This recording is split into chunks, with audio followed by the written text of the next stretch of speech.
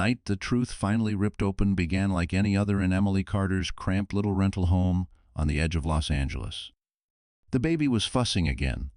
The heat was pressing into the walls, and the sour smell of cheap beer still lingered from the night before. Emily stood by the window, rocking her 6-month-old son against her shoulder, whispering a quiet lullaby to calm the tremble in his tiny breath. Outside, the last streaks of sunset brushed faint light over the neighborhood, old cars peeling paint, the distant hum of traffic on the freeway. It was the kind of place where people minded their own shadows and pretended not to hear what happened next door. Her stomach twisted, not from hunger, but from the second line that had appeared on the pregnancy test she'd hidden behind the cereal box. She knew she had to tell Jake soon. But how do you tell a man who can't support one child that another is coming, that fear coiled inside her like a bruise? She heard his motorcycle before she saw him, an angry, sputtering growl cutting through the stillness. Emily stiffened. Her son whimpered. Jake slammed the door so hard the frame rattled, tossed his helmet across the couch, and muttered curses under his breath. The fumes of beer and gasoline rolled off him like heat from an engine. He didn't look at the baby, didn't look at Emily. Just grabbed a half-warm bottle of beer from the counter and took a long swallow before growling, "Why is the place always a mess? What do you even do all day?" Emily kept her voice soft. "I took the baby to the clinic. He's been coughing all morning." Jake snorted. "Maybe if you knew how to be a mother, he wouldn't be sick." "God, Emily, you're useless." He picked up his phone, an older iPhone she'd bought him on credit, glanced at the screen and smirked. Emily recognized that expression. Maddie must text it again. Her heart sank lower. Jake threw himself onto the couch, scrolling, laughing under his breath. Then he snapped. "What you staring at?" His voice hit her like a shove. "Go get me something to eat." "It's late," she whispered. "I can heat leftovers." "I said get me something fresh." He stood abruptly, and her son cried in fear. Jake glared at the tiny child as if the baby personally offended him. Great. Now he's screaming again. Can't even keep him quiet. Emily held her baby tighter. "Please, Jake, don't yell. You're scaring him." "Maybe he should be scared," Jake muttered, stepping closer, beer bottle dangling loosely in his hand. "Maybe both of you should learn to listen." Emily's breath seized. She turned her body, slightly shielding her son. "I'm trying. I really am. He's just a baby." Jake laughed, a cold, empty sound. "And you're just a burden." The baby's cries rose into frantic hiccups. Emily rocked him in trembling arms, murmuring soft shushes, hoping Jake would just sit down, breathe, calm himself. But something in his eyes flickered, something she'd seen only a handful of times, but always before things got bad. He grabbed his helmet again. Emily stepped back instinctively. Jake narrowed his eyes. "Always acting like I'm the monster." "Jake, please." He lifted the helmet higher. The baby screamed. Emily froze. And in that split second before the world split open, a neighbor across the street lifted his phone to record the commotion, unknowingly capturing the moment that would bring a man from the sky into Emily's shattered life and change everything forever. The helmet had not yet been thrown, but the swing was coming. The moment Jake lifted that helmet, time seemed to tighten around Emily like a rope. Her breath caught her knees, weakened, but she didn't run. She couldn't.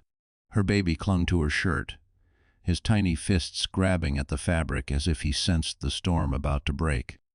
She whispered, "It's okay, sweetheart, Mama's here," though her voice trembled so hard the words nearly fell apart. But nothing could soften Jake's rage tonight. He stepped closer, his boots heavy on the uneven floor. "You think you can talk back to me? You think you can embarrass me?" His breath smelled of stale beer and resentment. "You're lucky I haven't thrown you out already." "I'm not trying to embarrass you," Emily said softly. "I just want us to be safe. The baby needs quiet. Please lower your voice." Jake scoffed. "Safe? You wouldn't know how to make anything safe." Look at this dump. Look at your life. Look at you. His eyes flicked over her messy hair, her oversized t-shirt, the baby spit up on her shoulder. Pathetic. Emily swallowed the sting. Jake, let's talk when you're calmer. That sentence snapped something inside him. He swung his arm, the helmet slicing the air with a sharp, terrifying whistle. Emily flinched, twisting her body so the baby wouldn't take the hit. The hard plastic slammed into her temple. Pain burst white behind her eyes, hot and dizzying, and her knees buckled. She clutched her son tighter, afraid she'd drop him as the room tilted. Look what you made me do, Jake barked. Her head throbbed. Warmth trickled down her cheek blood. She staggered backward until her back hit the wall. The baby wailed, screaming so loudly his tiny body shook. Emily pleaded through ragged breaths, "Please stop, Jake, please." But he wasn't done. You think you can cry your way into getting sympathy, you think the neighbors care, they don't, he shouted, pointing at her with the helmet. You're nothing without me. Nothing. Across the street, the neighbor's phone kept recording. Jake didn't notice. He paced, ranting. I work all day. I pay the bills. And what do I get? A whining woman and a kid who won't shut up. Emily felt the world turning hazy. She pressed her free hand to her bleeding temple, blinking rapidly to stay conscious. The baby's cries mixed with the ringing in her ears. Jake, I'm pregnant. She didn't mean to say it. The words just slipped out, desperate, trembling.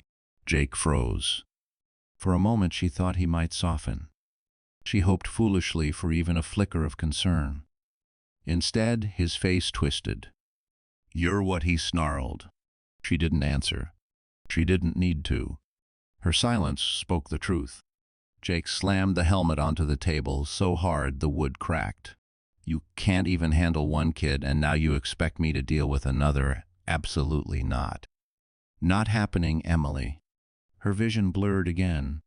She leaned against the wall to steady herself.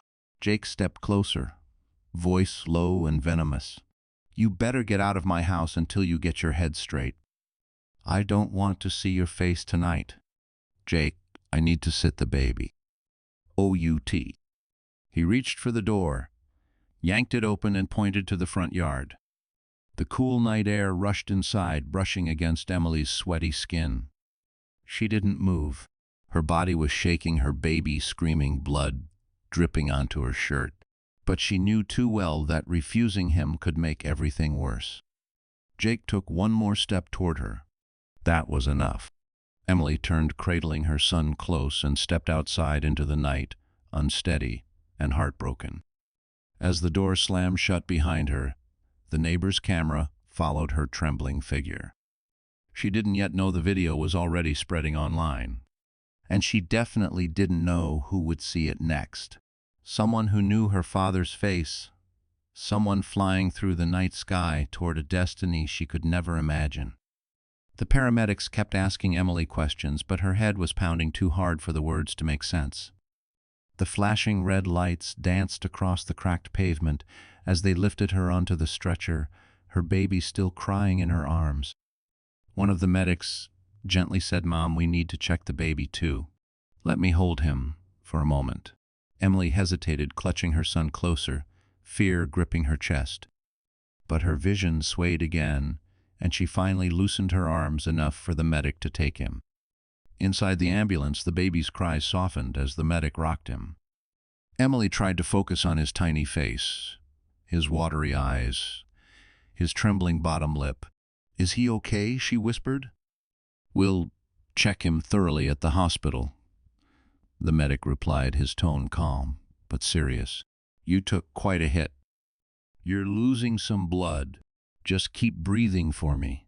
Emily nodded weakly. Every bump on the road sent pain slicing through her skull. She touched the swelling by her temple and winced. Her hand came away red. The medic gently pushed her hand down. "Try not to touch it. We'll clean the wound." The ambulance sped through traffic. Emily closed her eyes, wondering if Jake even cared that she was gone. But she already knew the answer. At the hospital, nurses rushed her into a small exam room while another nurse examined the baby nearby.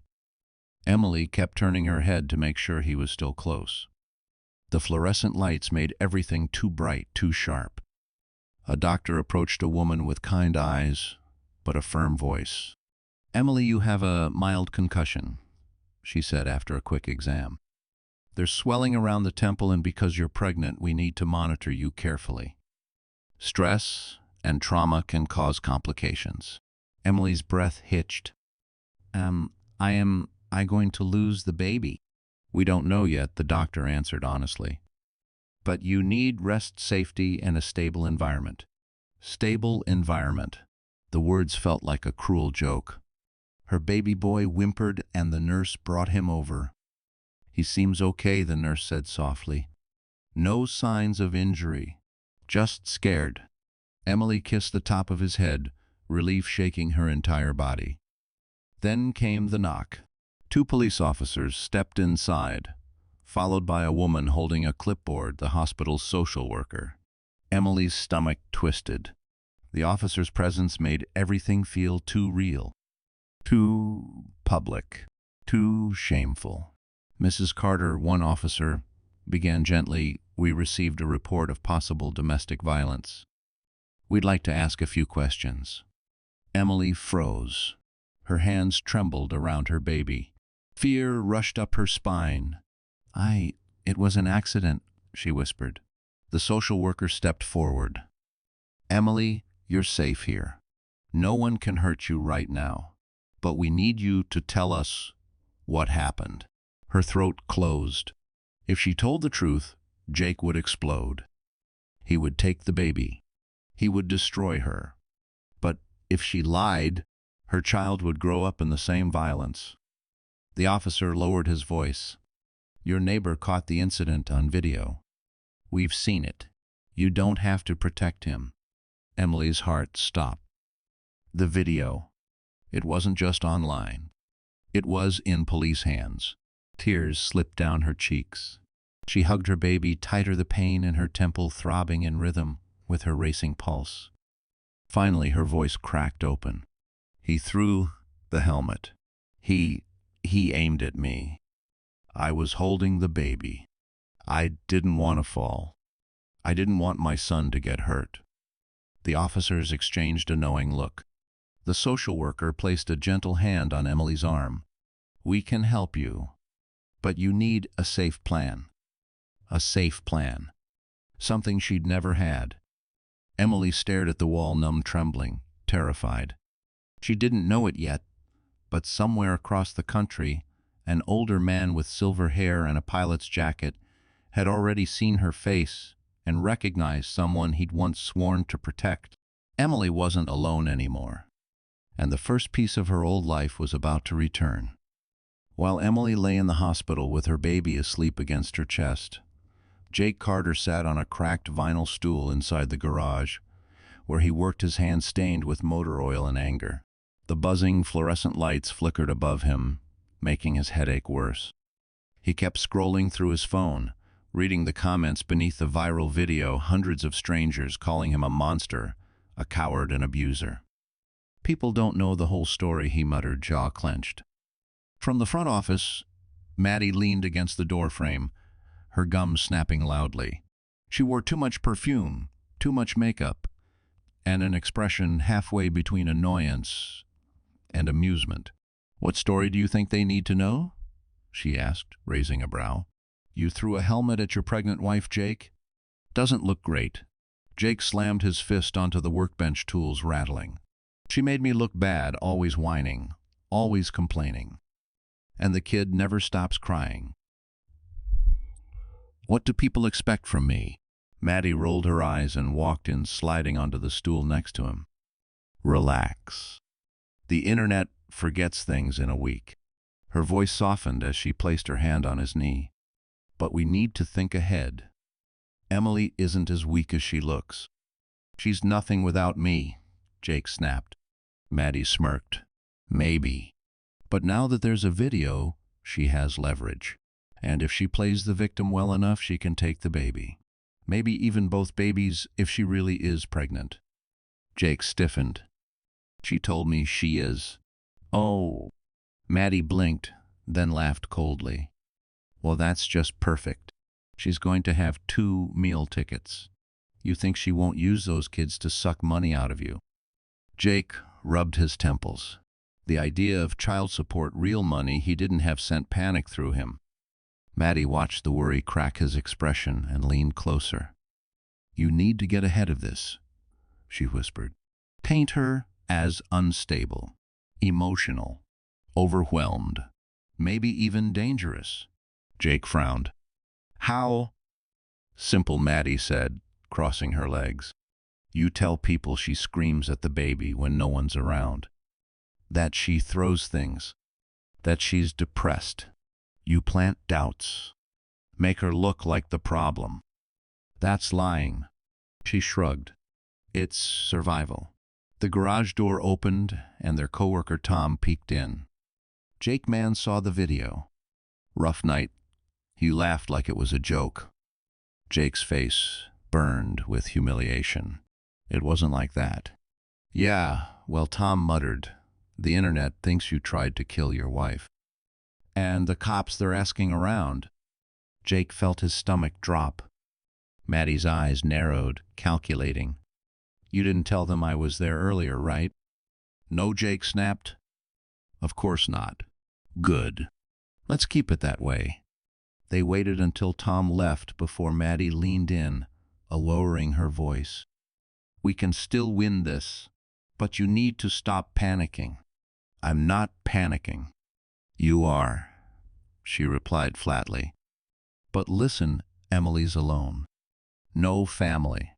No money. She won't last long without you. If she tries to take your kid, we fight hard. We drag her through the mud. We push until she breaks. She rested her hand on his chest. And we walk out clean. Jake exhaled slowly, imagining a future without consequences, without Emily crying, without responsibility. It sounded easy when Maddie said it, almost reasonable. But he didn't know that the video had already reached people he could never fight. He didn't know a man thousands of miles away was staring at Emily's bruised face and recognizing the features of a fallen soldier he once loved like a brother. He didn't know his time was already running out. And in just a few days, someone far more powerful than him would knock on a door he wished he'd never opened.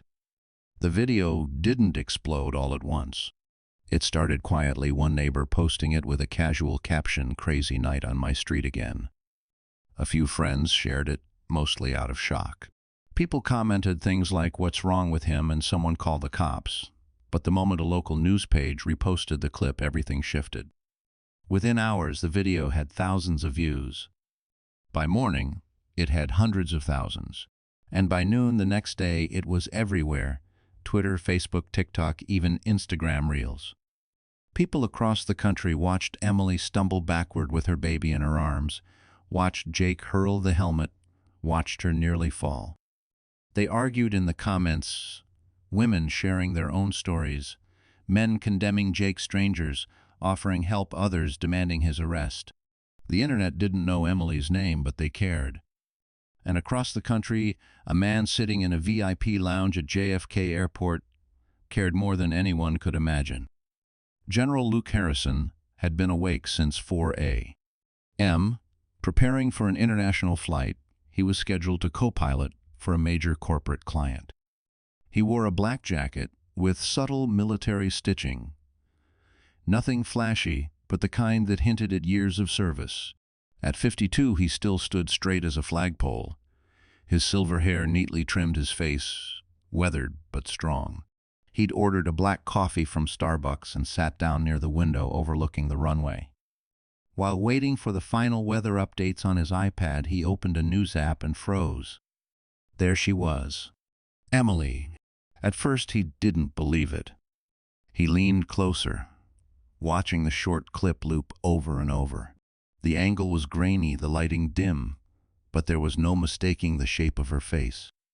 Something in her eyes, fear and strength tangled together, hit him with the force of a memory he had tried for years to bury. He whispered to no one, "She looks just like him." His chest tightened. He remembered the day he'd held her as a newborn, her father, Captain Daniel Thompson, beaming with pride. Luke and Daniel had served together, fought together, survived missions that should killed them both. They were closer than brothers. And when Daniel died in a flight malfunction during deployment, Luke had made a promise, "I'll always look after your daughter." But he'd failed. Life, grief, distance, everything had tangled together, and somehow Emily slipped away from him and from every contact point he had. Last he heard, her mother had moved her somewhere in California. Then the trail went cold. For years. Yet now here she was. Bruised, bleeding, terrified, holding a crying child while her husband attacked her. Luke's hand trembled as he paused the video again. The flight attendant approached to update him, but he didn't hear her. Something sharp and protective sliced through him. The kind of determination that had once made soldiers follow him into the sky without hesitation. He stood abruptly. "Cancel my slot on tonight's flight," he told the attendant. She blinked. "Sir, the client is expecting you. You're the only pilot certified for—" I said, "Cancel it." His voice was calm but unbreakable, years of command woven into every word. He grabbed his jacket, his iPad, and headed toward the exit. His mind raced through names, connections, favors owed, people who could help him find her, keep her safe, secure every legal angle. He knew the system. He knew the dangers. And he knew exactly what men like Jake became when cornered. He walked fast toward the cab line outside, pulling up the video again. Emily's face, pale and bruised, stared back at him. "I'm coming, kid," he whispered, his voice cracking for the first time in decades. "I'm not losing you too." And as the taxi pulled away from the airport, the pilot who once flew into war zones turned his entire life toward one destination, Los Angeles. The storm had begun, and its path would lead straight to Jake Carter's door. The hospital room had dimmed into a soft, artificial evening. Emily sat upright against the stiff pillows, her baby sleeping in the crook of her arm, his small breaths warming her skin. Her head still throbbed, a lingering reminder of the helmet Jake had hurled. The bandage itched. Her eyes felt heavy, but sleep wouldn't come. Not tonight. The social worker had left hours ago with promises of follow-up visits and resources. The police had taken their report. The doctor had warned her again about stress, about her early pregnancy, about the real risks she faced if she returned to a violent home. Everyone kept asking if she had someone to call, family, friends, anyone. Emily always answered the same no. But that wasn't entirely true. She once had a family, a history, a story before Jake, and tonight memories she'd buried for years came rushing back. Her mind drifted to a time when she was 6 years old, running barefoot through a tiny backyard in a quiet California town.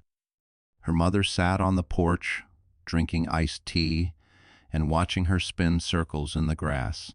Inside the house, a single framed photo sat above the fireplace, a man in a military flight suit, smiling, holding an American flag.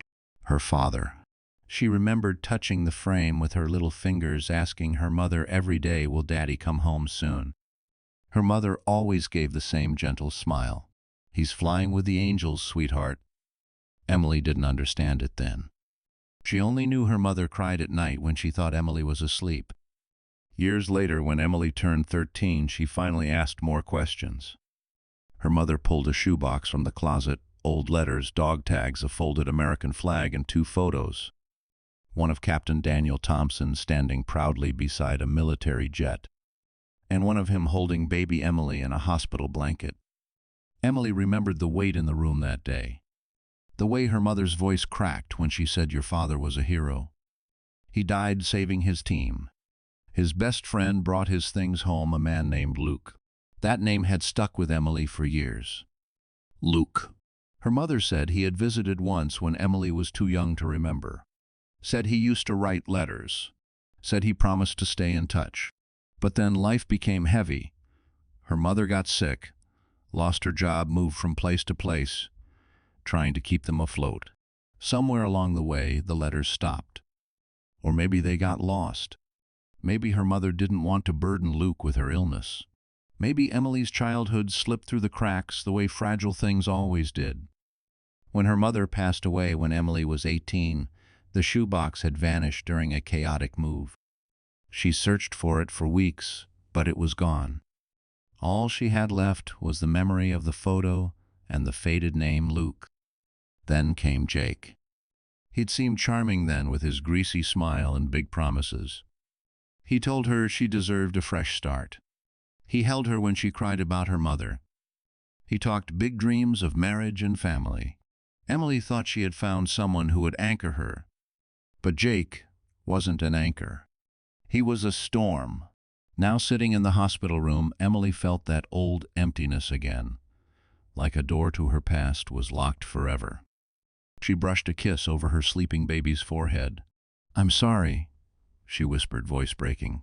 "I don't know how to keep us safe." Her phone buzzed on the tray table. A text from an unknown number lit up the screen. "Stay where you are. You're not alone. I'm coming." Emily's breath stopped. Her heart pounded. Was it Jake? Was he tracking her? She reached for the phone with a shaking hand. Another message followed. "This is Luke Harrison. I knew your father. I saw the video." Emily froze. Luke. The name from her mother's stories. A ghost from a past she thought she'd lost forever.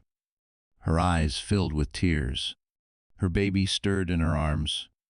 Whoever this man was, he was real, and he was coming for her. She had no idea how much her life was about to change. Luke Harrison didn't sleep the entire flight from New York to Los Angeles. He sat rigid in his seat, shoulders tense beneath his pilot's jacket, his mind replaying the video of Emily again and again. Every time he saw the helmet strike her head, his jaw clenched until it hurt. Every time he saw her shielding the baby, he felt something old and familiar ignite in his chest, an instinct sharpened in war, the instinct to protect. By the time the plane touched down, he already had a plan. He grabbed his carry-on, strode through LAX with long, purposeful steps, and headed straight for the rental car lot. He chose a modest Toyota, not flashy, not attention-drawing. He needed to move quietly. As he drove toward the hospital, he pulled up a contact on his phone. "Colonel Reyes," Luke said, when the man picked up, his voice steady and clipped. "I need a background check on someone. Emily Thompson. Married name, Carter." There was a pause. Then, Thompson, as in Daniel Thompson's daughter. "Yes." A low whistle. "Luke, you serious? We thought she disappeared." "She almost did," Luke muttered. "But someone posted a video. She's in trouble. I'll pull everything I can. You'll have it in a few hours." "Thank you." He hung up and switched lanes, weaving through traffic with a quiet intensity. He wasn't sure how Emily would react when she saw him. She had no reason to remember him, no reason to trust him. But he had promised her father, promised on a dirt runway, under a scorching desert sun, promised while zip-tying Daniel's dog tags to his uniform pocket, that he would take care of Emily if anything ever happened. He failed once. He would not fail again. At the hospital, Luke approached the reception desk, his voice gentle but firm. "I'm here to see Emily Carter." The receptionist eyed him skeptically. "Are you family?" The question stung more than he expected. "I'm an old friend of her father's." "I'm sorry," she said. "Her room is restricted due to a domestic violence report. No visitors unless approved by the patient." Luke nodded. He respected the protocol. "Then please tell her someone named Luke stopped by. She'll understand." He left his number, then stepped outside into the late afternoon light. He leaned against the wall, arms crossed, scanning the parking lot. He wasn't waiting for Emily to call. He knew she might be too overwhelmed. He was waiting for something else. Jake.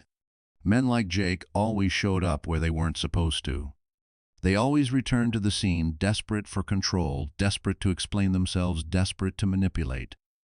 While watching the hospital entrance, Luke's phone buzzed. A text. Unknown number. Who are you? He exhaled. Emily. He typed back, a friend of your father. He saved my life once. I owe him everything.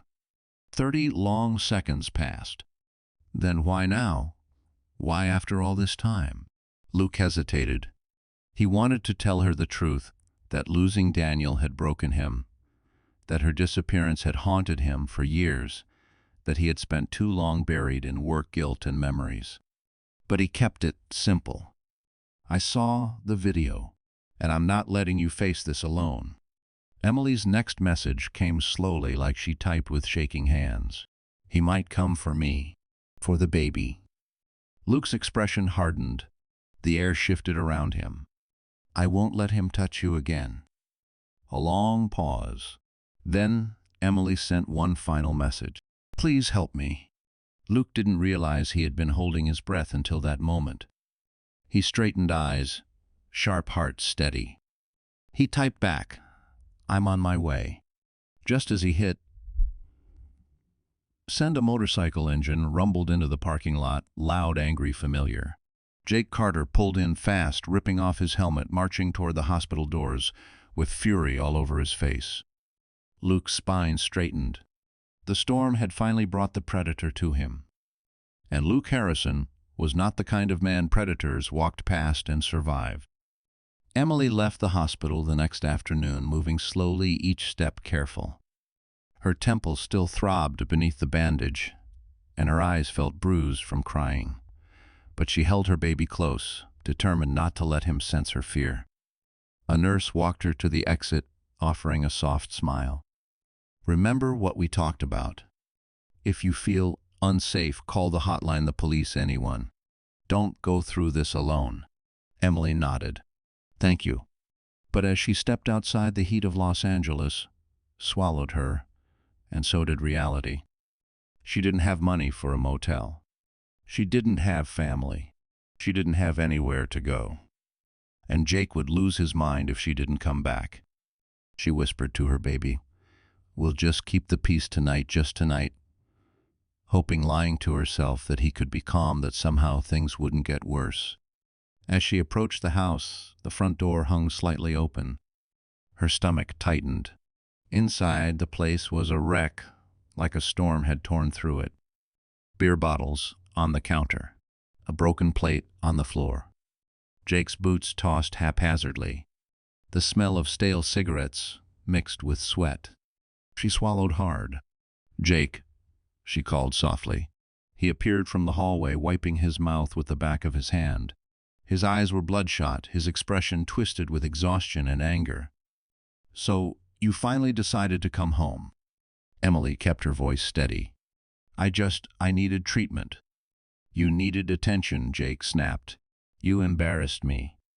She stepped back, instinctively clutching the baby tighter. Jake, we need to talk. About what he barked. About how you called the cops on me. About how the whole damn world thinks I'm some violent psycho. You did that. You ruined my life. Emily shook her head quickly. I didn't post the video. But you talked to them, he growled. You let the hospital file a report. You let them paint me as the villain. Emily pressed her lips together. Jake, you threw the helmet. For a moment he froze, like he hadn't expected her to say it out loud. His jaw flexed. His eyes darkened. You were provoking me, he hissed. You always push. Always cry. Always nag. His voice rose. And now you're pregnant again. How am I supposed to handle another kid? How? Emily took 2 steps back. Please don't yell. The baby. Oh, shut him up, Jake shouted, pointing at the crying child. Emily gasped and turned sideways, shielding the baby again, her body instinctively moving into a protective stance. Jake's jaw clenched. He grabbed a glass off the counter and hurled it against the wall near her head. It shattered, spraying shards across the floor. "I can't live like this," he yelled. Emily whispered, "Trembling, neither can we." The words hung in the air like a spark near gasoline. Jake lunged forward, but something outside caught his attention. Tires screeched in the driveway. He moved to the window and peeked through the blinds. His face paled. "Who the hell is that?" A car, dark, unfamiliar, parked in front of the house. The engine shut off. A door opened. Heavy footsteps approached. Emily's heart pounded. She knew. Somehow, she knew. The front door swung open before Jake could reach it, and there he stood. Luke Harrison, tall and imposing silhouette, sharp against the sunlight behind him. His voice came low, steady, controlled, too controlled. "Emily," he said softly, eyes locking on her bruised temple, "you're coming with me." Jake barked, "Who the hell are you? You can't just walk in here." Luke stepped forward, and Jake instinctively stepped back. There was something lethal in Luke's eyes, something calm and dangerous all at once. "I'm the man who's going to end this," Luke said. Not loud, not threatening, just absolute. Emily felt her knees weaken as her baby clung to her. She didn't know how this man found her so quickly. She didn't know why he looked at her like he'd known her forever. But she knew one thing. For the first time in years, Jake wasn't the one in control. Jake's posture shifted the moment Luke stepped fully into the living room. He straightened his shoulders, puffed out his chest, trying to look bigger than he was. But the tremor in his hand gave him away. Emily stood frozen near the hallway, the baby pressed against her chest, her breath quick and shallow. Luke shut the door behind him with a quiet click that somehow felt louder than thunder. "Who the hell are you supposed to be?" Jake demanded, trying to sound fearless. "Some social worker, some cop wannabe." Luke didn't look at him. His eyes were locked on Emily, examining her bruised temple, the shaking in her arms, the way she clutched the baby like a shield. His jaw tightened. Only then did he speak. "I told you," Luke said calmly, "Emily is coming with me." Jake barked out a laugh, harsh, brittle. "Like hell she is. She's my wife. That's my kid. You think you can walk in here and just take them?" Luke finally turned toward him. "I'm not here to take anything. I'm here because you threw a helmet at a woman holding your child." Jake's eyes flickered. Panic, then anger. "That video was taken out of context." "There is no context," Luke replied, voice low. "There's only what you did." Jake stepped forward, fists clenched. "Get out of my house." Luke didn't move. "You don't get to give me orders." The room went quiet, sharp, breathless quiet.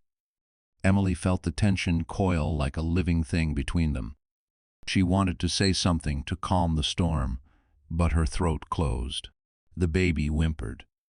Jake jabbed his finger toward her. "She's mine. She's my wife. She belongs here." Luke's voice turned ice cold. "She doesn't belong anywhere. She's being hurt." Jake laughed again, but the sound cracked. "What are you... boyfriend, her bodyguard?" Luke's eyes didn't waver. "I knew her father."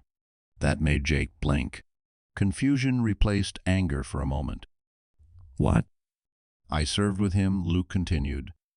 "He saved my life more than once. And before he died, he made me promise I would look after her." Emily's breath caught. Jake scoffed. "That's a convenient story." "It's not a story," Luke said. "It's the truth. And I failed her once by losing contact. I won't fail her again."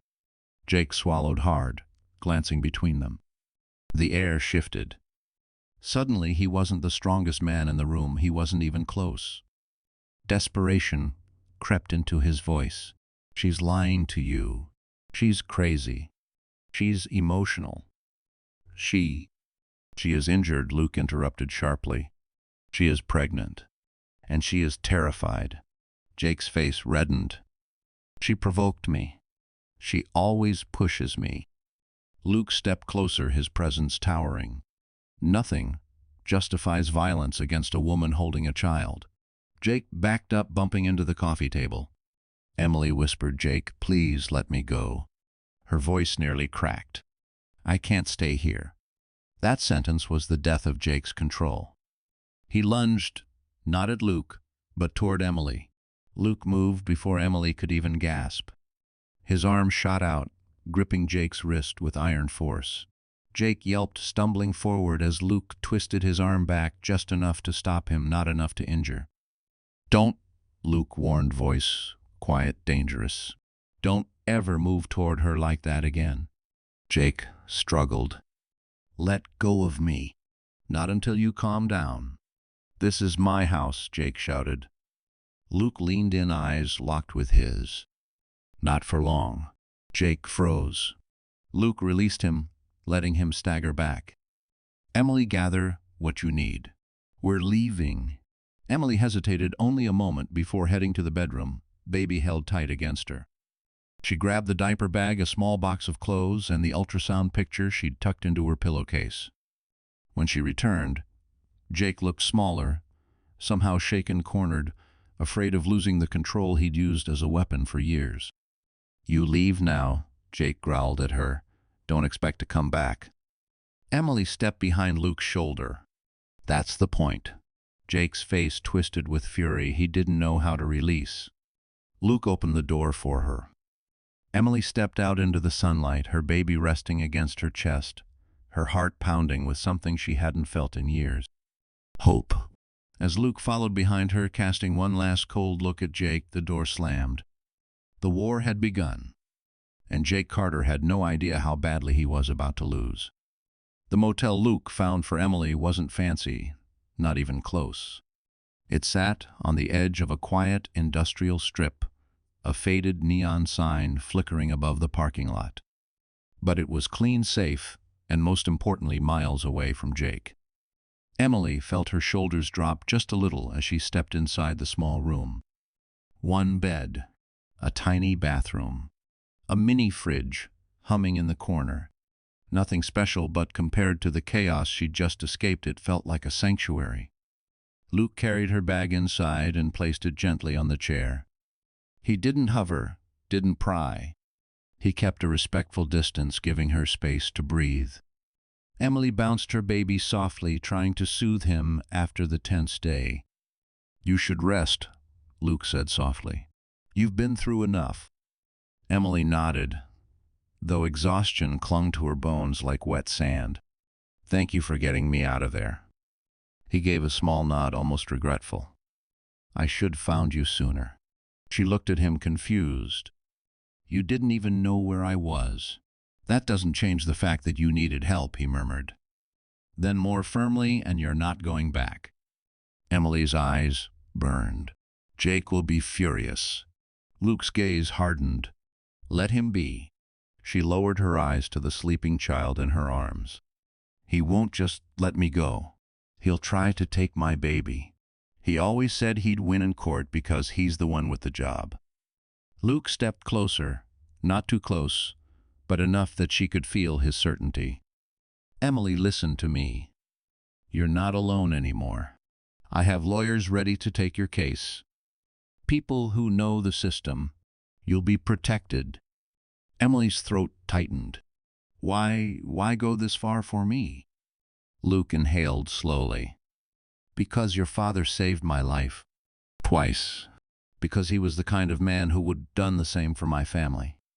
And because when I saw that video," his voice cracked slightly, the first break in his calm exterior. "I saw him. In your face. In your fear.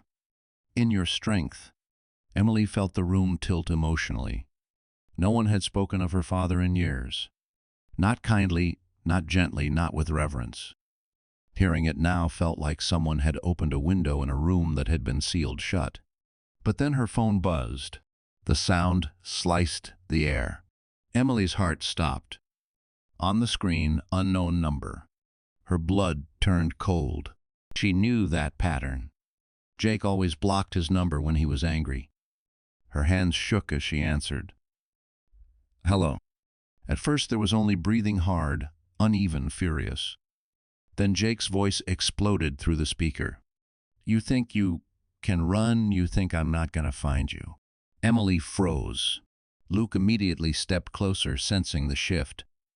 Jake's voice rose, spit crackling through the phone. You're dead wrong. You took my kid. You embarrassed me. And now some old man walked into my house. I swear to God, Emily, this isn't over.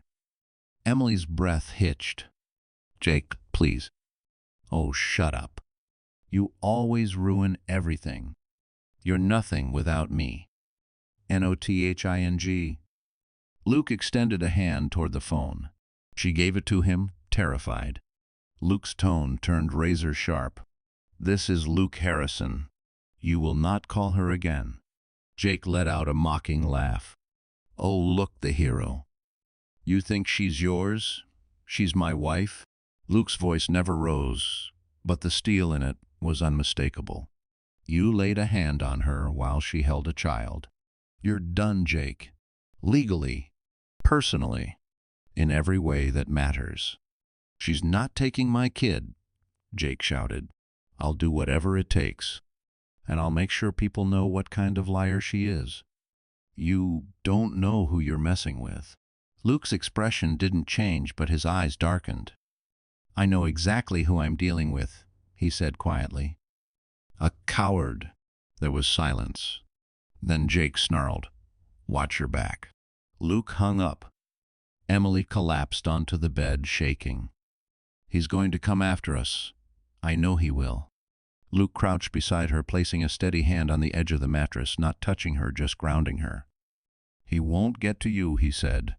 Not while I'm here. Emily held her baby tighter, tears slipping silently down her cheeks. Outside, a car slowed as it passed the motel. Emily flinched, but it wasn't Jake. Not yet. Still, the night felt too quiet. The kind of quiet that comes before a storm. And off in the distance, Jake Carter was already planning his next move. Emily barely slept that night. Even with the door locked, the curtains drawn, and Luke keeping quiet watch from a chair near the window, her nerves pulsed like live wires. Every sound outside made her jump: car engines, footsteps in the hallway, distant voices. Her baby stirred restlessly, sensing her fear, and she rocked him gently, whispering weak lullabies to calm them both. By dawn, her decision was made. She couldn't live like this. Couldn't keep waiting for Jake to find her. Couldn't pretend things would magically change. Luke noticed the change in her posture the moment the sun slipped through the blinds. You're ready, he said quietly. Emily nodded. I have to get my things. My documents. The baby's stuff. If I leave without them, he'll use it against me. Luke agreed. Then we go now. Before he's awake. Before he realizes you're not coming back. They left the motel in silence, Emily clutching her baby and Luke carrying a small backpack of essentials. The streets were still cool and dim, early morning fog hovering over the pavement. When they pulled onto her street, Emily's breath caught. The house looked the same, peeling paint, sagging gutters. But something about it felt haunted now. Stay behind me, Luke said. Emily followed him inside, the smell of stale beer and broken anger still clinging to the walls. She moved quickly, gathering diapers, clothes, her birth certificate, the baby's medical papers, and the few photos she had left of her mother. She grabbed her ultrasound picture, hesitating only a moment before tucking it safely in her bag. Luke stayed alert, checking corners, glancing out the window every few minutes. When Emily finished packing, she looked around the room, not with longing, but with the heavy ache of someone finally seeing the truth. This was never a home, she whispered. Then it's time to build a new one, Luke replied. She nodded and turned toward the front door. But the moment they stepped onto the porch, a rough voice barked, Where the hell do you think you're going? Jake. He stood at the edge of the yard, helmet in one hand, rage twisting his features.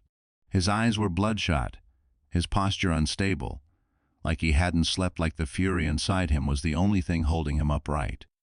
Emily froze, clutching the baby so tight he whimpered. Luke immediately shifted his stance, placing himself between them. "Stay back, Jake." Jake laughed, but it wasn't a sane sound. "Look at this. The knight in shining armor. You think you can replace me, take my family? You forfeited the right to call them your family the moment you became violent." Luke said, voice calm but edged with warning. Jake pointed at Emily. "You're leaving, really, and you're taking... Why, kid?" Emily's legs shook, but her voice surprisingly did not. "He's my son, and I'm done living in fear." Jake took a step forward.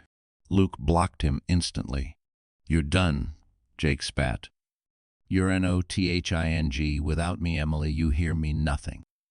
Luke's voice dropped an octave. "Raise your voice again, I'll call the police. Myself." Jake scoffed. "You think I care? They can't take my kid? I'll fight you in court. I'll drag you down. I'll tell them she's unstable." Emily's breath hitched, but Luke's didn't. "Actually," Luke said, pulling his phone from his pocket, "you should know something." He pressed play. Jake's own recorded voice poured out. "If she loses the baby, it's less money to spend. She deserves it. I'll do whatever it takes. I'll take the kid. I'll make sure she breaks." Jake's face drained of color. Luke slid the phone back into his pocket. "You threatened her. You planned to take her child. You admitted intent to harm. And all of that is evidence now." Jake lunged, but Luke stopped him with one swift, practiced move, grabbing Jake's arm, twisting him just enough to immobilize, not injure. Jake stumbled back, shocked that Luke didn't even break a sweat. "Don't ever come near her again," Luke warned. "If you do, the next person you'll meet won't be me, it'll be a judge." Emily stepped off the porch, holding her baby and her small bag of belongings. She didn't run. She didn't rush. She simply walked away. Luke followed right beside her. Jake didn't move. He couldn't, and as Emily reached the car and buckled her baby into the seat, she felt something she hadn't felt in years. Freedom. Shaking. Fragile. But real. But far away, someone else was about to enter the picture, and Jake wasn't the only threat she'd have to face. The flight to New York was scheduled for sunrise, but Emily insisted on leaving Los Angeles immediately. She felt like if she stayed another hour, Jake's shadow would somehow reach through the walls and drag her back. Luke didn't argue. He packed the car with her belongings and strapped the baby's carrier gently into the back seat. Emily slid in beside her son, watching the familiar streets blur into the rearview mirror, each block peeling away a layer of fear. At the airport, Luke kept their presence quiet. He moved with the calm precision of a man who'd navigated danger before. He guided Emily through a private security lane, nodding respectfully to the staff who recognized him from years of flying for corporate clients. Emily felt out of place among the polished floors, the expensive fragrances drifting from passing travelers, the soft clinks of wheels from sleek suitcases. Her own worn backpack felt like it didn't belong. On the plane, Luke gave her the window seat. As the aircraft rose through the clouds, Emily held her baby close and stared at the morning light breaking over the horizon. For the first time in months, she breathed without flinching. "I don't deserve this," she murmured. Luke glanced at her. "You deserve peace. Everyone does." She swallowed hard. What if Jake tries to take him? He'll tell the court lies. He'll twist everything. Luke's voice was steady. "Emily, you have the truth. You have medical records, witness statements, and the video. And soon you'll have a team of attorneys who handle cases exactly like yours. You're not fighting alone anymore." His certainty warmed her, but doubts still gnawed at her ribs.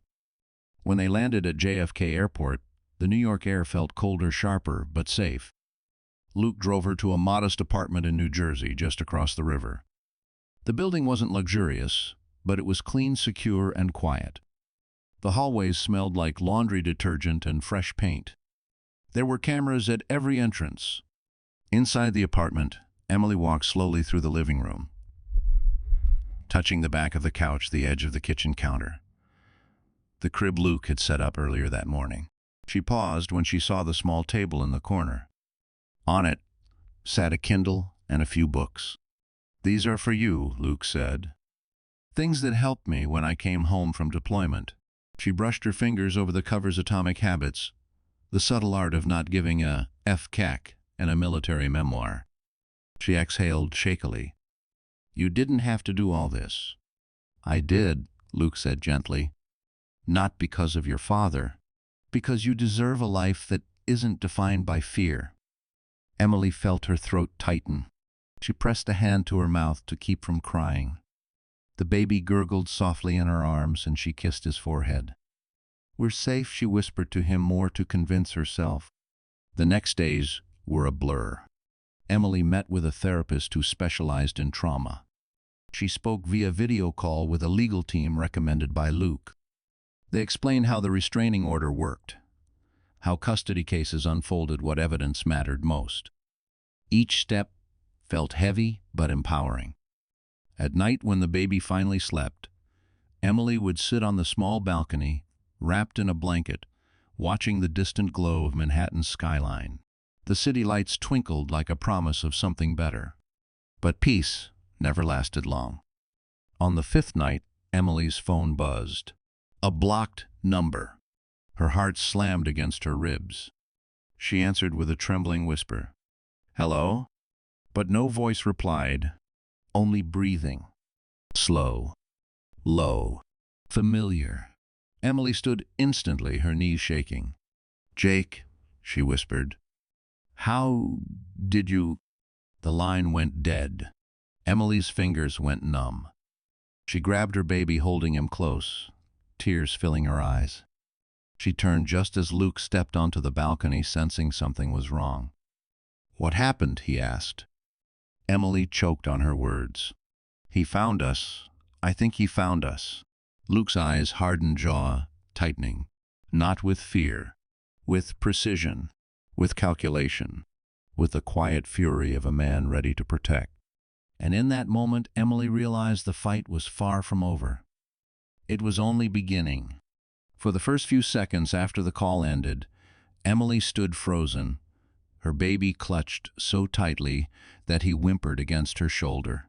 She loosened her grip just enough, kissing the top of his head as her own breath shuddered unevenly. That breathing on the phone, she knew it. Jake breathed like that when he was angry enough to lose control, when he was hunting for someone to blame. Luke stepped closer, stopping at a respectful distance, but with his whole presence wrapped around her like a shield. "Emily," he said calmly, "did he speak?" She shook her head. "No, just breathing. But I know it was him.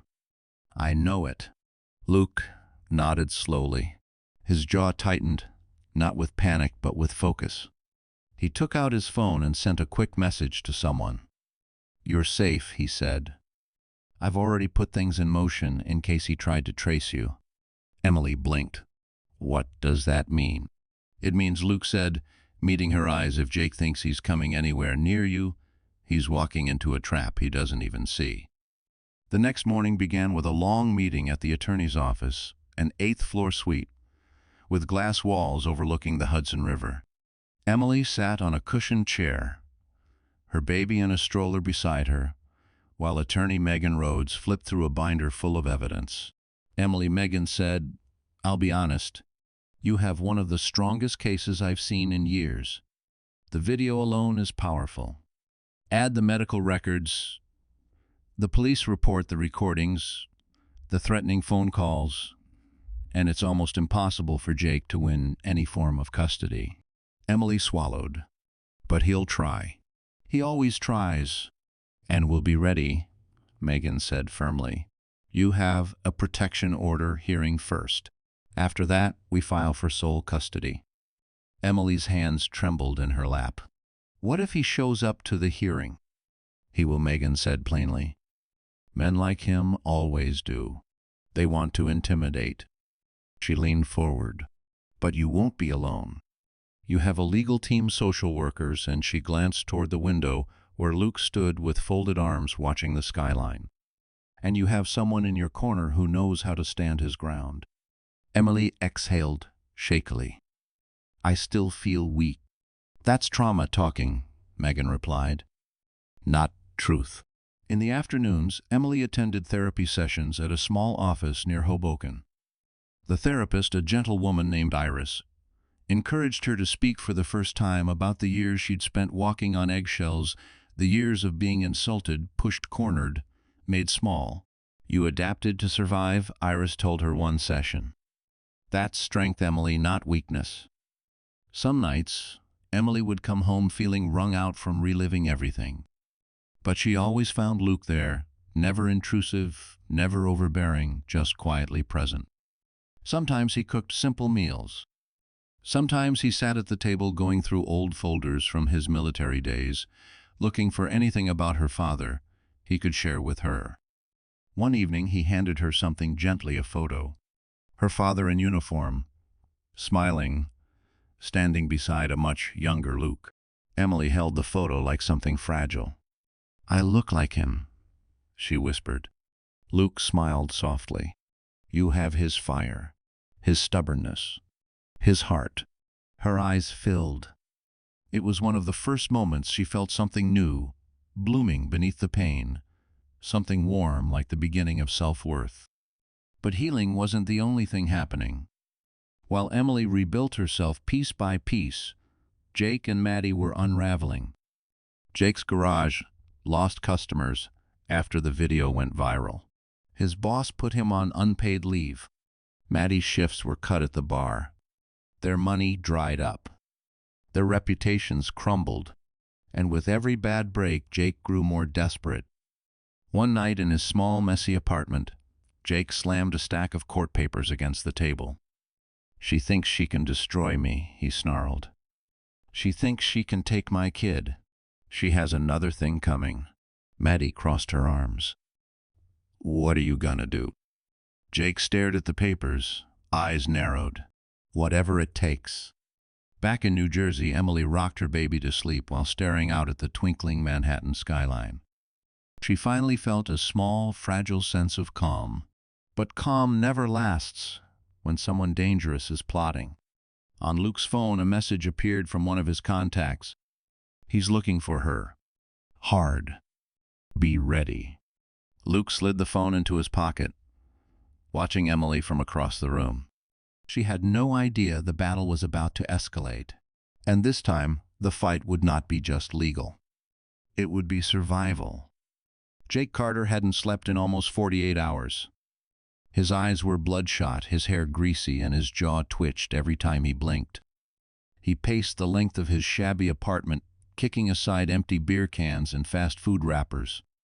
The blinds were drawn, the room dark except for the bluish glow from the TV playing the viral video again and again.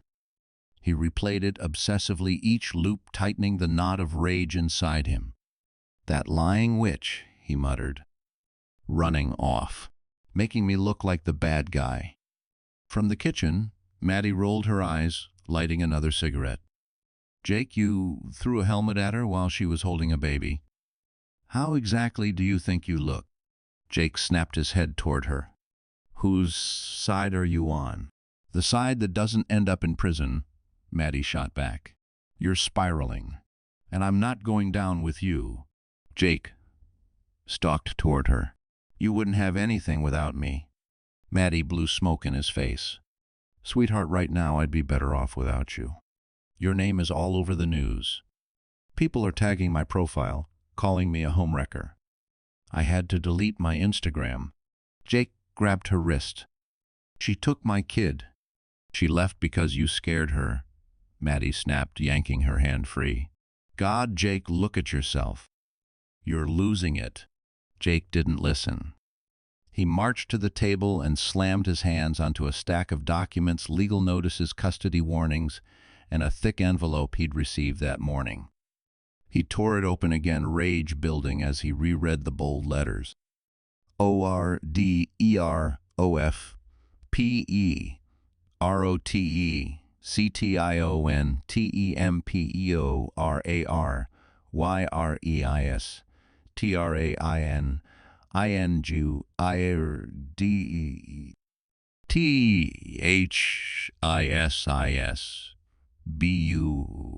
ORDERTHISBULSHIT, Jake roared, crumpling the paper and throwing it across the room. The judge didn't even HEAR me out. Because you didn't show up, Maddie reminded him coldly. They ambushed me, Jake spat. Emily, that old man, whoever the hell he is, they're trying to trap me. He rubbed his face, pacing again, breathing fast. Maddie watched him quietly, calculating. Then she said, I heard your boss might fire you. And the landlord's looking to evict you. Jake froze. What? Your face is viral, Maddie said. No one wants to deal with that kind of heat. You're toxic. Jake punched the wall, leaving a dent. No. She's doing this. That man is doing this.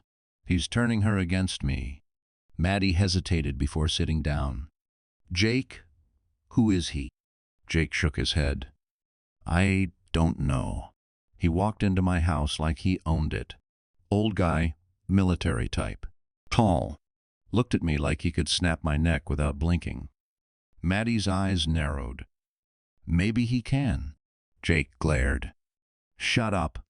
Jake, she insisted, this is bigger than you think. That man didn't show up by accident. Jake picked up his phone and unlocked it. He'd been calling hospitals, clinics, shelters, anywhere he thought Emily might go. No answers. Every voicemail sounded more desperate than the last. He stared at the screen, pulse hammering. Then, something shifted in his expression. A dark idea. A wrong idea. Maybe I can't find her, he said slowly, but I can find someone who knows where she is.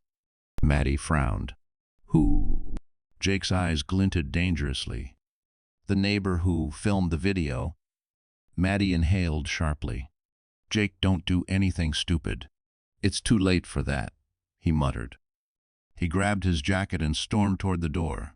Maddie jumped up. Where are you going? To fix what she broke. He slammed the door so hard the wall shook. Across the country, in Emily's quiet New Jersey apartment, she rocked her baby to sleep in the dim glow of a nightlight. Luke stood in the hallway, speaking softly into his phone. Rise, I need more eyes on Jake Carter. He's unstable. He won't stay quiet. A pause. Yes. Keep surveillance on anyone he might question. Luke ended the call and stepped into the living room just as Emily settled the baby in the crib. She looked exhausted, fragile, but when she turned to him, there was a spark of strength returning.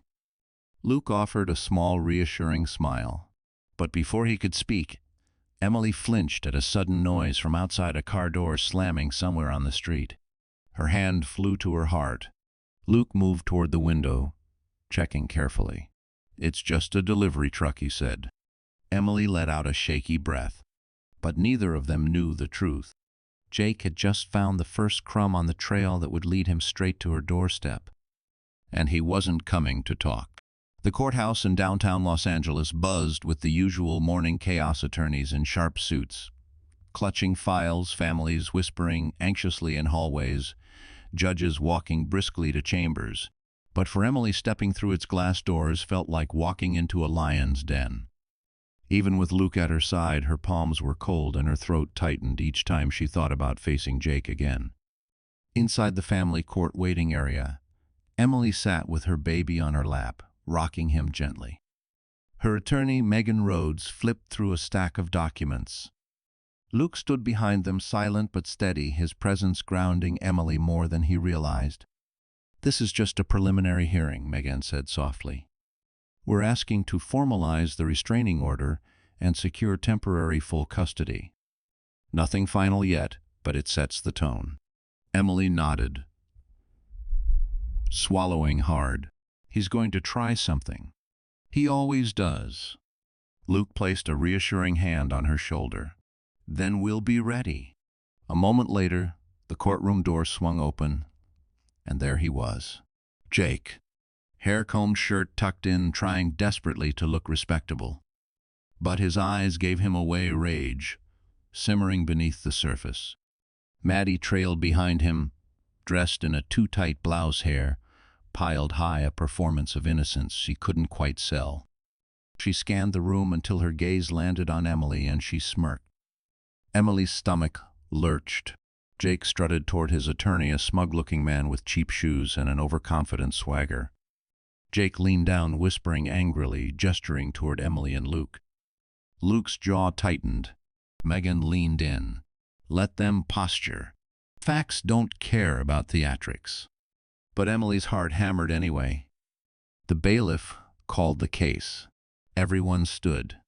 Judge Rollins, a stern woman in her 50s, took her seat. Her eyes swept the room with the sharp precision of someone who had seen every trick in the book. Case number 17-4382. Carter versus Carter. Emily's breath stilled. Jake's attorney spoke first. "Your Honor, my client is here today because his wife abducted their child and fled the state. She's unstable, emotional, and has a history of erratic behavior. We request immediate return of the child to the father's custody." Emily's mouth fell open. Kidnapping erratic, her pulse pounded in her ears. Megan rose calmly. "Your Honor, Emily Carter fled because her husband threw a helmet at her head while she held their infant. That video has been seen nationwide. We have medical records documenting the injury, police reports, and statements from hospital staff. We also have recordings of Mr. Carter threatening to take the child and wishing harm upon Mrs. Carter and her unborn baby." A hush fell over the courtroom. Jake's face twisted. "That's taken out of context." Judge Rollins raised a hand. "Sir, you will speak when spoken to." Jake clenched his jaw, but sat. Megan continued, placing a folder on the judge's bench.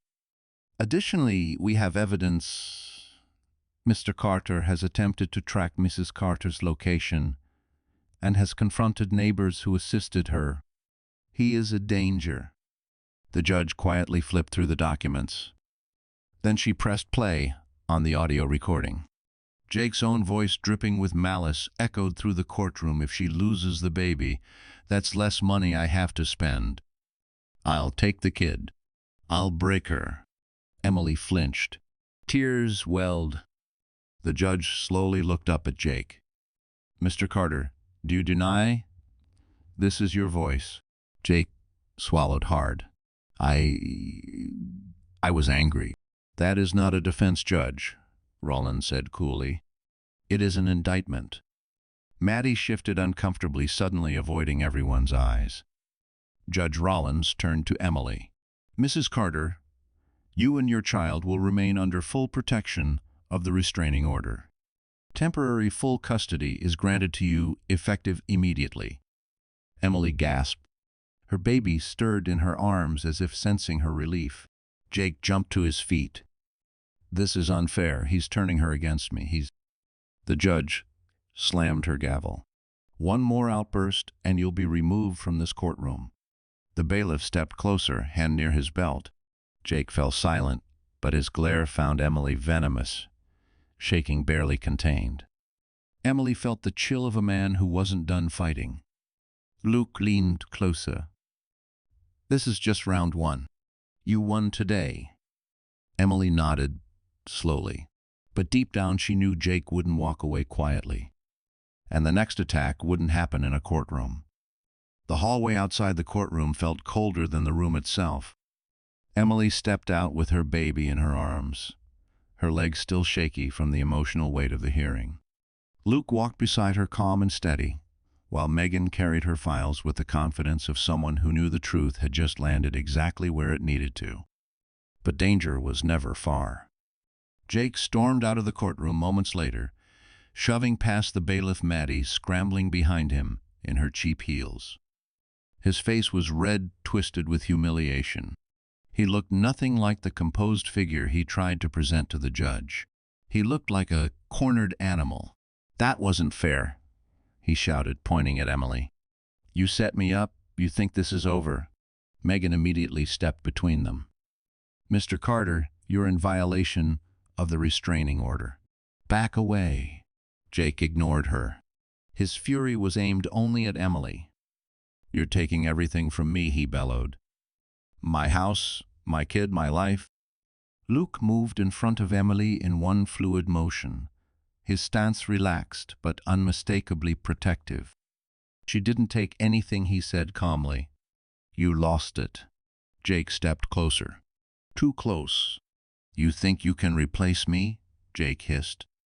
"You think you can walk into my life and steal my—" Luke's eyes narrowed just slightly. "I'm here because she needed someone safe. Someone who doesn't hurt her." The hallway went still. Jake lunged. Luke caught him by the front of the shirt before he could even get within arm's reach of Emily. Jake swung wildly, but Luke stepped aside with practiced precision, letting Jake stumble forward. Maddie yelped as Jake crashed into a bench. The commotion drew the attention of nearby deputies. One walked over briskly. "Sir, that's enough." Jake pointed frantically at Luke. "He attacked me. Arrest him." The deputy frowned. "I saw the whole thing. The only person attacking anyone here is you." Jake froze, stunned. The deputy stepped closer. "You're on thin ice already. Violate that restraining order again, and you'll spend the night in a holding cell. Understand?" Jake clenched his jaw, but he nodded stiffly. Emily felt her heartbeat start to settle, but only slightly. Her baby whimpered. She rocked him gently. Maddie knelt beside Jake, whispering angrily, "Get up. You're embarrassing yourself." Jake shoved her away. Luke remained still, watching Jake with eyes that had weathered combat zones and chaos far worse than this hallway. "Walk away," Luke said quietly, "before you make things worse." Jake glared at him, hatred burning in his eyes. But he didn't attack again. Instead, he spat at the floor and stormed down the hallway, Maddie following behind while hurling insults at anyone who looked their way. Only when they disappeared around the corner did Emily exhale. Her knees wobbled. Luke caught her elbow gently. "Are you okay?" I'm trying to be," she whispered. "I knew he'd be angry, but not like that." Megan placed a hand on her shoulder. "That outburst, it only makes your case stronger. Judges don't forget that kind of behavior." Emily nodded, though her mind replayed the moment Jake charged at her. Her body still remembered the fear that sank so deep it lived in her bones. Luke guided her toward the exit, one hand always hovering protectively near her.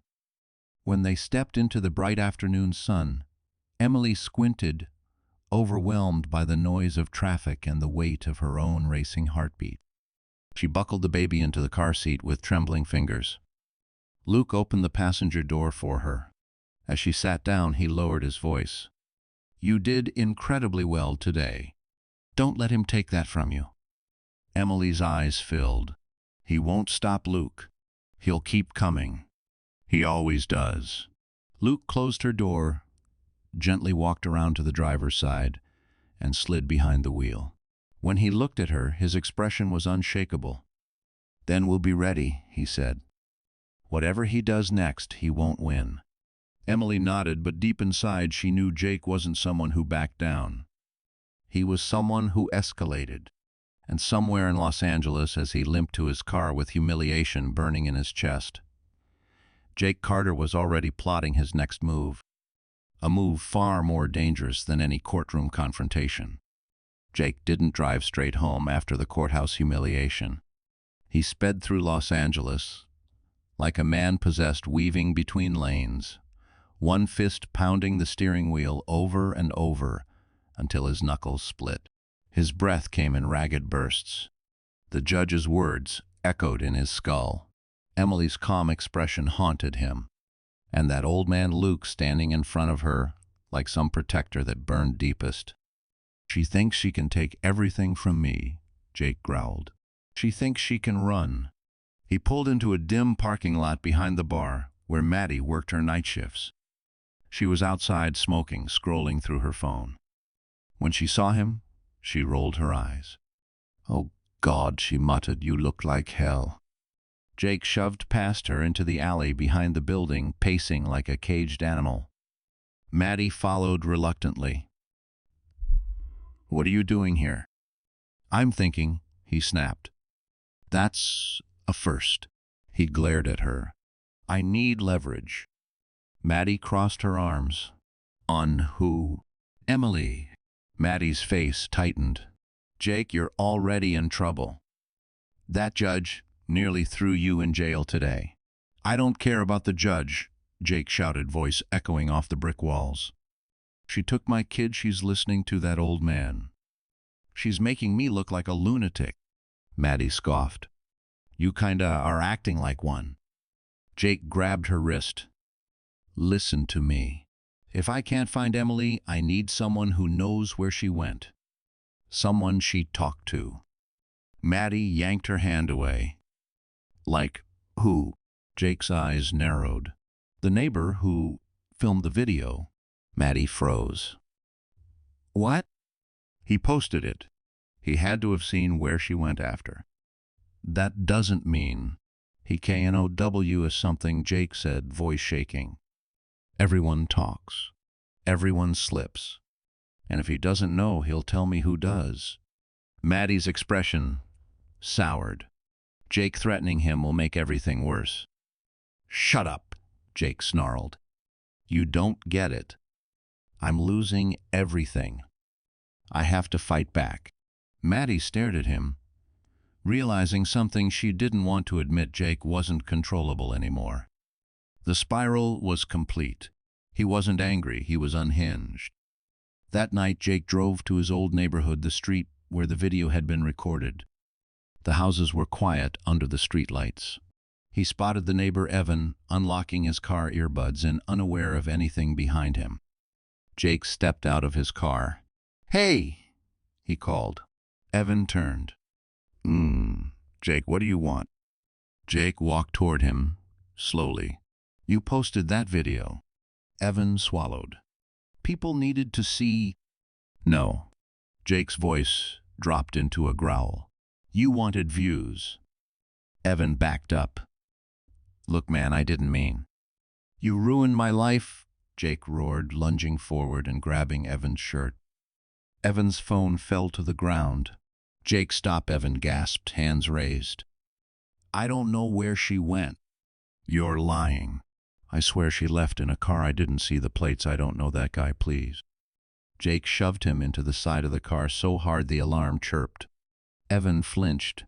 Lights flicked on in nearby houses. From a window, someone yelled, "Leave him alone. I'm calling the cops." Jake froze.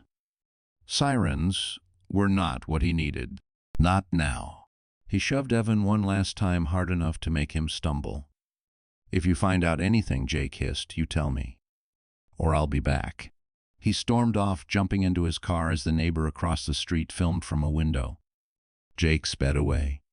Evan collapsed against his car, shaking, dialing 911. Meanwhile, across the country, Emily sat on the living room floor in her small New Jersey apartment, folding tiny clothes, while her baby gurgled beside her. Luke hung a new curtain rod near the window, trying to make the place feel more like a home. Emily paused, feeling a sudden, inexplicable chill. Luke noticed. "You okay?" She nodded slowly. "Just a feeling, like something's coming." He set the screws down, stepping closer. "Whatever it is, we'll handle it." Emily tried to smile.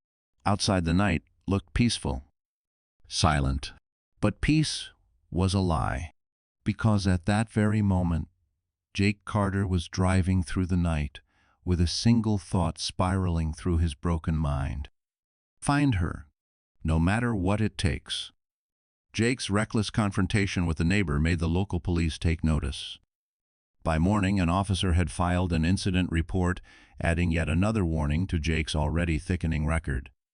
But Jake didn't care. He had crossed the line so many times that consequences no longer existed in his mind. Only one thing mattered now, finding Emily before she destroyed him in court, before Luke replaced him entirely, before the world forgot he existed.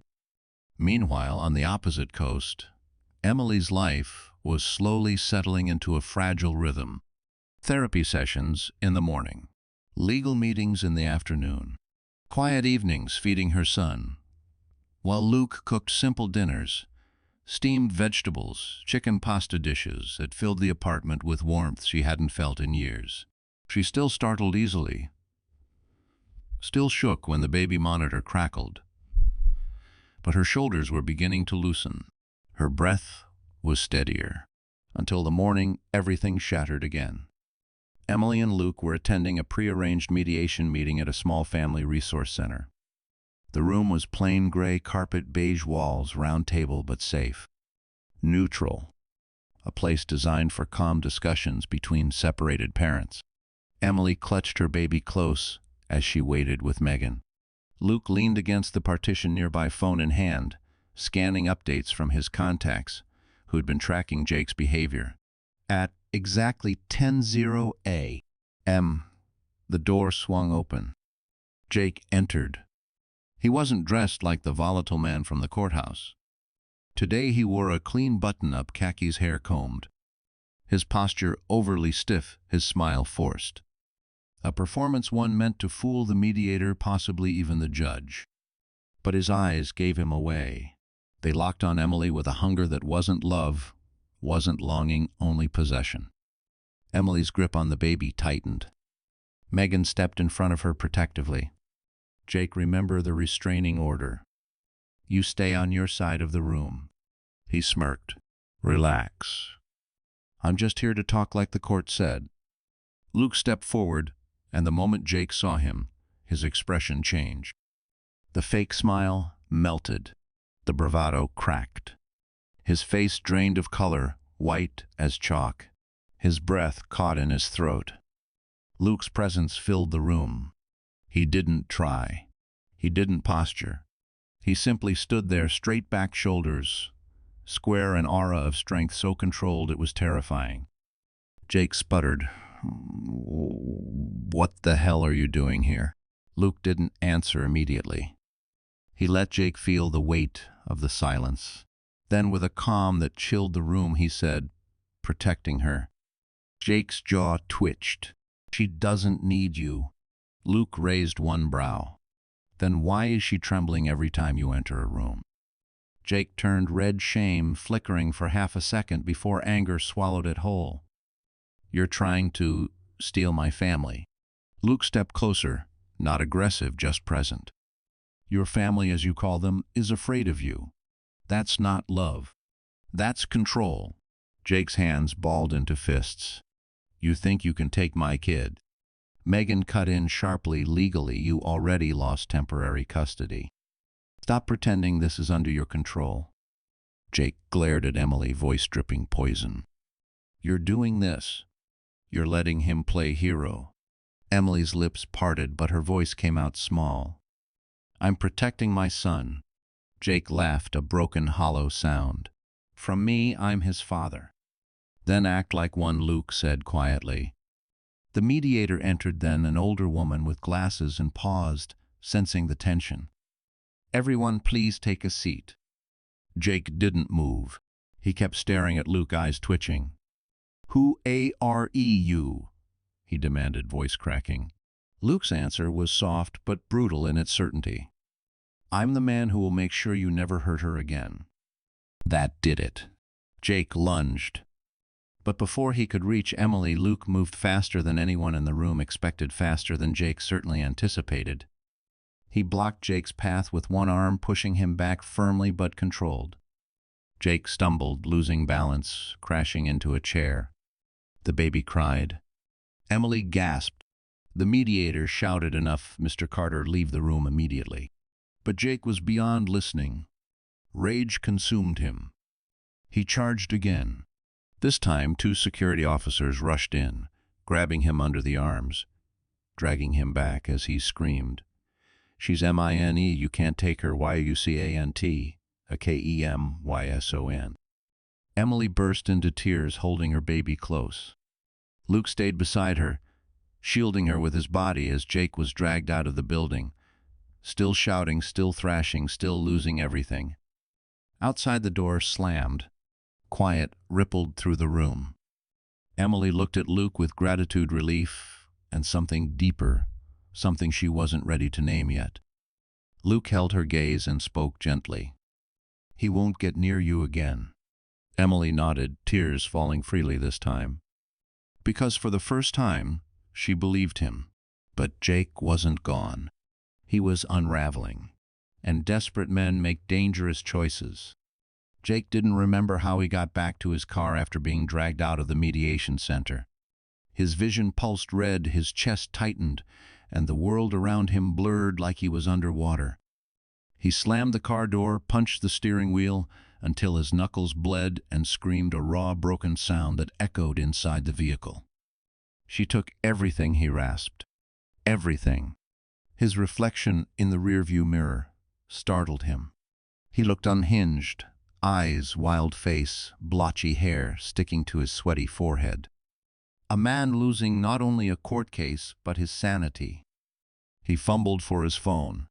He had 2 missed calls from Maddie and 1 voicemail from his boss, telling him not to come back to work. Jake's breathing grew unstable. "No, no, no, no." He punched the steering wheel again. "This is HER fault, and HIS fault." Luke, the man who appeared out of nowhere. The man who stood between him and Emily. The man Emily looked at with trust, something she never gave Jake anymore. Jake's rage sharpened. "She wants to replace me," he muttered. "They're trying to erase me." Not happening. Not EVER happening. He shoved the keys in the ignition and drove with reckless speed, cutting through traffic on the freeway. His mind spun faster than the wheels beneath him. He wasn't going to lose. He wasn't going to be forgotten. He would make sure Emily came back one way or another. Across the country, Emily returned to the apartment in New Jersey with Luke and Megan after the disastrous mediation session. Her baby slept on her chest, worn out from the commotion. Emily's hands trembled, but she managed to unlock the door. "You did incredibly well today," Megan said softly. "I'll file for sanctions against Jake. His outburst only helps us." Emily nodded, but her throat felt tight. He looked different. Luke closed the door behind them, his voice low but steady. "That's why we increase security." Emily sat on the couch, bouncing the baby gently. "I'm scared, Luke. I've never seen him lose control like that." Luke sat across from her, leaning forward. "Fear is normal, but you're not facing him alone anymore. I have people watching him. If he tries anything, we'll know." Emily looked down at her child. "I don't want him to grow up afraid." "He won't," Luke assured her. "Not while I'm here." Her eyes softened, gratitude swelling in her chest. It wasn't just protection Luke offered, it was stability, something she'd forgotten how to feel. Megan gathered her folders. "I'll call tonight with updates. Rest if you can." When she left, silence settled over the apartment. Emily rose and put her baby in the crib, lingering for a moment as she stroked his cheek. Luke watched her quietly. "You're strong," he said gently. Emily shook her head. "I feel anything but strong." "Strength isn't loud," Luke replied. "Sometimes it's just choosing to keep going." Emily sank onto the couch beside him. "Thank you for everything. For stepping in. For not running away." Luke's expression softened in a way she hadn't seen before. "I made a promise to your father." But somewhere along the way, it stopped being just about that. Emily's breath caught. She looked away quickly, heart thudding. "Luke." He straightened, not pushing further. "You don't have to say anything now. Healing comes first. Safety comes first." But Emily's pulse didn't slow. For the first time since her marriage began to crumble, she felt a warmth that wasn't fear, wasn't survival. It was possibility. The faintest spark of something tender. Something she didn't dare name yet. She swallowed hard. "I'm glad you're here." Luke nodded once, slow and certain. "I'm not going anywhere." Outside, the evening deepened into night. The city lights shimmered through the blinds, casting gentle patterns on the floor. It felt peaceful, almost too peaceful, because while Emily rested her head against the couch cushion, letting her guard down for the first time in years, Jake was already boarding a plane. A one-way ticket. Los Angeles, Newark. His hands shook with fury. His thoughts sharpened into obsession. He whispered to himself as the plane lifted into the sky, "I'm coming to get what's mine." The storm wasn't approaching anymore. It was already airborne. Jake landed at Newark Airport just after midnight, fury pumping through his veins like gasoline on a lit match. He moved with dangerous focus. No luggage, no plan, just a single mission, pulsing like a heartbeat: get Emily back. He rented the cheapest car available and sped down the highway lane to lane headlights, slicing through the darkness. His hands gripped the wheel so tightly his knuckles turned white. "She thinks she won," he muttered. "Thinks she can hide behind that old man. She's WRONG." He drove straight to the last address. He dug up a building near the courthouse Megan worked at. Wrong location. But behind the building, Tex discarded financial records, including a slip with the attorney's firm letterhead. He grabbed it from the trash. A single street name. Enough to follow. He drove toward New Jersey, and toward the end of his freedom. Emily barely slept that night. She paced the living room, checking the deadbolt 3 times, then 4. Luke stayed awake too, sitting in the armchair with quiet vigilance, watching the window, listening to every sound outside. The baby slept in the crib, peaceful and unaware of the storm coming. Around 3 Emily finally whispered, "I can't keep living like this, terrified." "You won't have to," Luke said. "How do you know?" Luke leaned forward. "Because tomorrow we finalize everything. Full custody. Permanent restraining order. And I'll make sure you're never alone near him again." Emily looked up, her eyes softening. "Luke." But before she could continue, his phone buzzed. A message. Late, too late for anything normal. Luke frowned and opened it. His entire expression changed. Emily froze. "What is it?" "It's from Ray's," Luke said, standing. "Jake's credit card was just used in New Jersey. He's here." Emily felt her knees weaken. Her breath hitched. "No, no, no." Luke steadied her shoulders immediately. "He won't get in. Not on my watch." But then a sound. A car engine. Right outside. Luke moved fast, looking through the peephole. Jake. Standing under the flickering street lamp. Face hollow. Eyes crazed. Hands clenched at his sides. He stepped toward the building, looking up at the windows, searching. Emily covered her mouth, tears filling her eyes. "He found us." Luke's voice turned steel. "Stay behind me. Don't open the door for anything." Jake banged on the building door below. "EMILYOPENUP, you can't hide from me." Luke grabbed his phone. "Rise now. Emergency response. He's here." Jake kept banging, screaming, threatening. "You think you can take my son, THINKAGAIN." Apartment lights flicked on across the complex. People peeked through blinds, but no one opened a door. Jake shoved the entrance door until the metal frame rattled. Emily sobbed quietly, clutching her baby. Luke put a hand on hers, grounding her. "Police are 2 minutes out." Jake shouted louder. "EMIL. YIF. YUDO." He stepped back, charging forward. But at the exact second he rammed the door, blue and red lights exploded across the street. Police cars screeched in. Officers jumped out, guns drawn. "STEPWAYFROMTHEDOOR1 shouted. Jake spun, shaken by the lights, by the voices, but not enough to stop. "She stole my kid," he screamed. "She's mine." He lunged toward the stairs. 4 officers tackled him at once.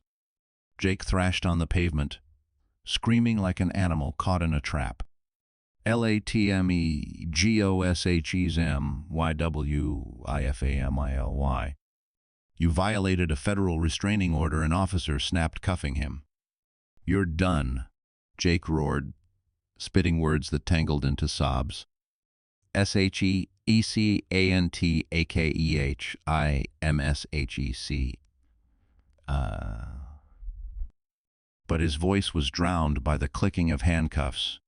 Emily watched through the window, tears streaming, not of fear this time, but release. Her baby stirred in her arms, but didn't cry. Somehow he sensed the calm returning.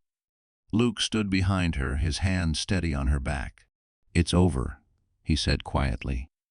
"He's not coming back." Emily turned toward him, and for the first time she believed it. 3 months later, the courtroom was silent as Judge Rowlands delivered her final verdict. Emily Carter is granted full and permanent custody. Jake Carter is stripped of all parental rights due to chronic violence, repeated violations, and endangerment. Emily sat still, tears slipping down her cheeks. Then the judge added, and given the testimony and evidence, supervised contact is permanently denied. Jake's rage exploded, but deputies held him back. Emily didn't look at him once. She only looked at Luke sitting beside her, steady as ever. Outside the courthouse, the air felt brighter, cleaner. Emily lifted her baby into her arms, holding him close. Luke stepped beside her. "You're free now." Emily looked up at him, heart full. "We're free." The city breeze tugged at her hair. Luke reached out, gently brushing it behind her ear. It wasn't rushed. It wasn't romantic. It was respectful, honest, something new. And Emily smiled, truly smiled, for the first time in years. Jake lost everything. Emily gained her life back. And love, real love, had finally begun to bloom. Now that our story has come to an end, let's take a quiet breath together. You're still here, aren't you? If you are, it means something inside this journey touched your heart in a real human way. And maybe, just maybe, it reminds you of something in your own life. Emily's story teaches us a truth.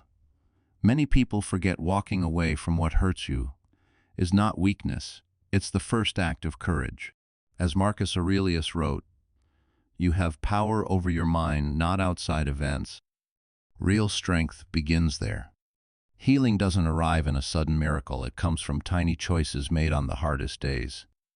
It comes from reaching out, accepting support, and letting kindness rebuild the places where fear once lived. Her journey shows that even when life breaks you down, you can rise again. You can choose peace over chaos, self-worth over fear, and hope over despair. And when you do, life has a way of bringing the right people to your side. If this story moved you, if you felt even a small spark of strength or comfort, then please like the video, share it with someone who might need it, and subscribe to the channel so we can continue walking through these stories together. You're not alone, and your story isn't over yet.